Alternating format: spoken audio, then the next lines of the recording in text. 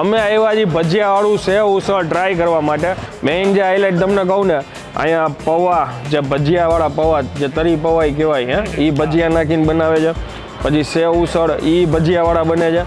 તો એ વિચાર કેવી રીતે આવ્યો કે ભજીયા નાખીને ઉસળ જ બનાવતેલા. હા, પછી થોડા ભજીયા બનાવીને અલગથી નાખવાનું ચાલુ કર્યું. લોકોને ટેસ્ટ સારો લાગ્યો, એટલે એ કન્ટિન્યુ રાખ્યું પછી. ઓકે, હું 98માં મીન્સ અહીંયા ચાલુ કરેલું ચીમનભાઈ, ત્યારનો અહીંયા છું. ભજીયા ઉસળ એટલે બરોડામાં નંબર 1 આવે. સેવસરનો પણ ક્લાસ સાઈડ ઉપર રહી જાય છે. ઓકે, મેઇન વસ્તુ એ છે કે એમના ઇન્ટિગ્રેશન, એમની ક્વોલિટી એ આપણને ખૂબ ભાવે છે.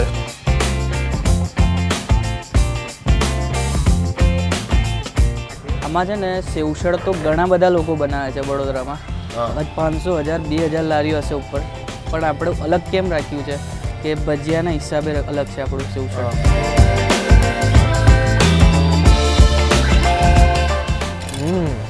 ભજીયાનું એક અલગ ટેસ્ટ છે બાપુ, મજા આવી ગયા તો. અને આ યુનિક કોમ્બિનેશન બીજે ક્યાંય જોવા નહીં મળે, અહીંયા સિવાય. અહીંયા સિવાય.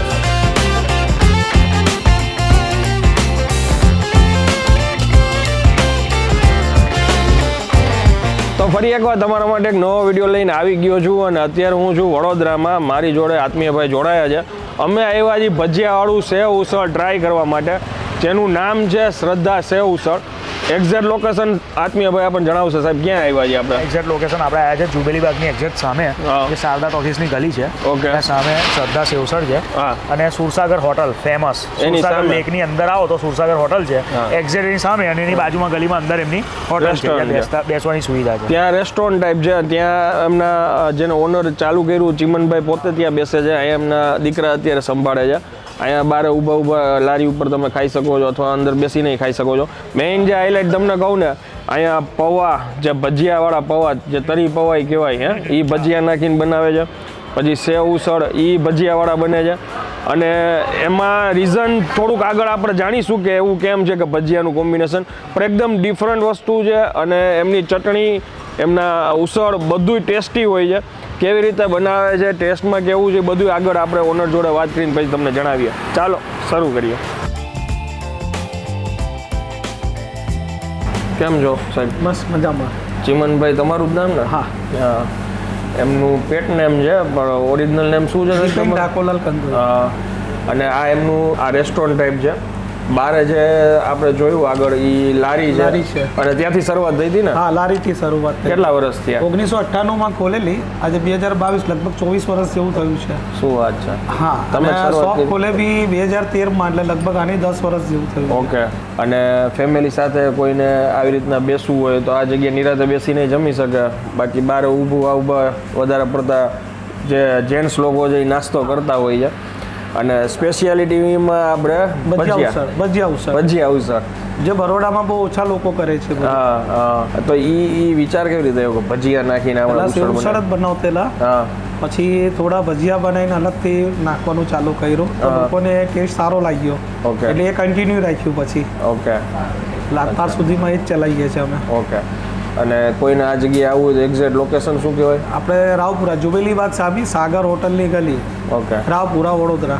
ઓકે. હવે આપણે છે ને એમની જે શરૂઆત થઈ હતી ને લારી હતી, ત્યાં આપણે જઈને ટેસ્ટ કરીએ.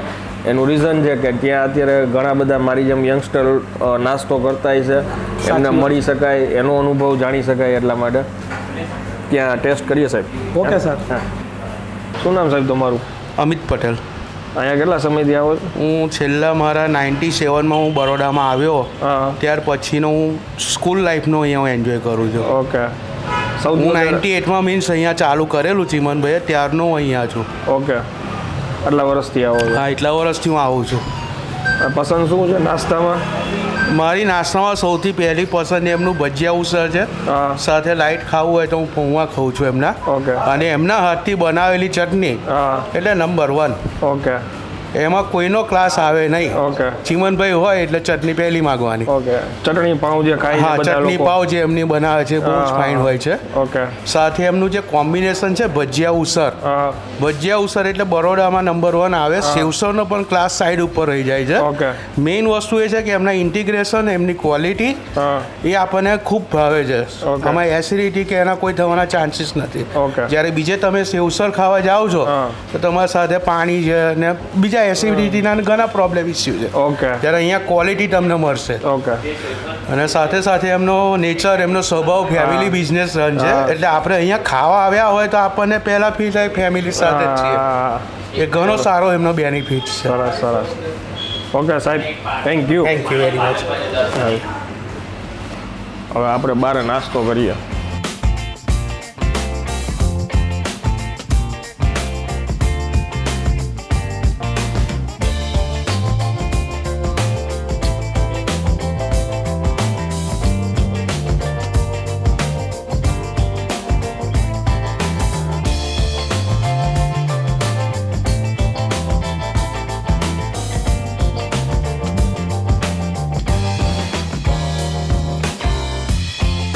હવે એ છે ને એમની જે મિક્સ ચટણી છે બનાવીને આપે છે. જરા એમાં એમને એમની ચટણી નાખી, આ ગ્રીન ચટણી નાખી, આ તરી નાખી,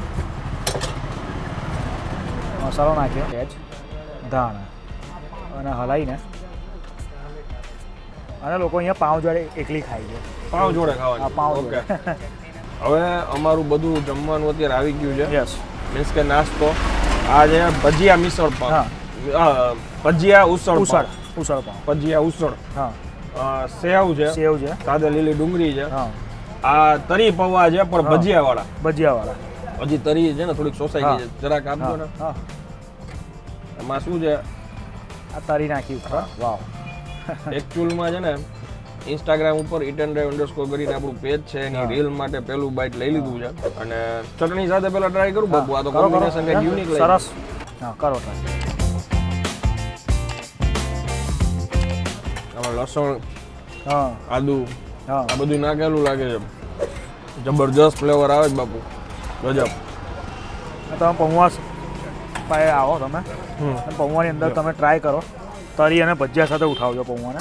યસ યસ યસ.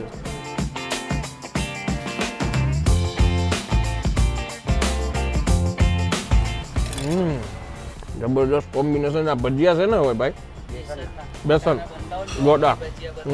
ભજીયાનું એક અલગ ટેસ્ટ છે બાપુ, મજા આવી ગયા તો. અને આ યુનિક કોમ્બિનેશન બીજે ક્યાંય જોવા નહીં મળે, અહીંયા સિવાય. અહીંયા સિવાય. યસ. અને બીજું ભજીયા જેટલા જોતા હશે એટલી વખત તમને આપશે. એમ? યસ. અને આ છે ઉસળ.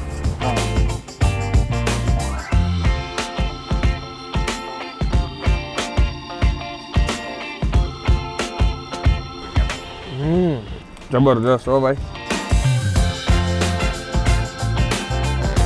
આમાં વટાણા અંદર નાખેલા નહીં હોય ને, જોઈએ એટલે એ અલગ દિન જ આપણે આપીએ છીએ. ઓકે. આ એમને ખાવાની મજા આવે છે પાવ વગર, ભજીયાના લીધે. આ શું બને છે? મસાલા સેવ બનાવીએ છીએ આપણે.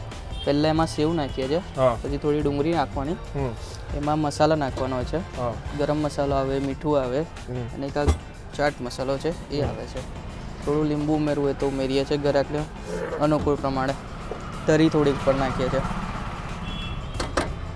એમાં થોડો રસો ઉપરથી નાખીએ છીએ સેવસળનો. ઓકે. અને ગ્રીન ચટણી એક આવે છે નાખીએ છીએ. ઓકે. થોડા ધાણા અને બરાબર મિક્સ કરવામાં આવે છે. ભેલ કેવી રીતે મિક્સ કરીએ છીએ એ રીતે મિક્સ કરીએ છીએ એકદમ.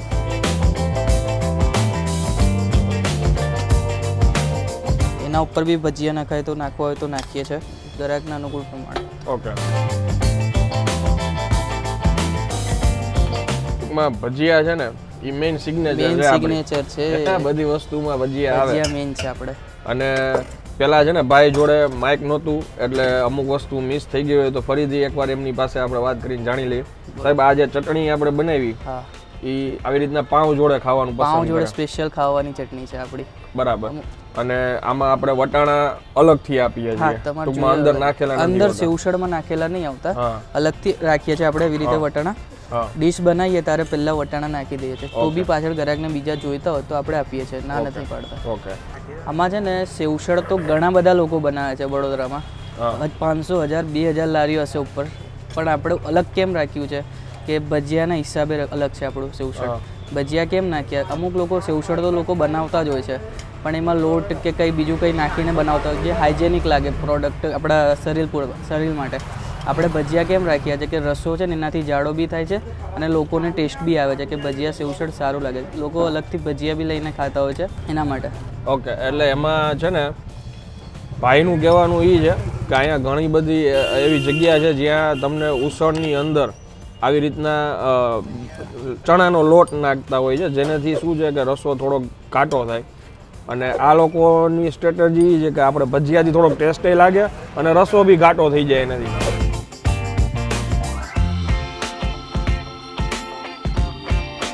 અહીંયા પણ છાશની ફેસિલિટી છે. કેટલા રૂપિયા છે? 10 રૂપિયા. ઓકે.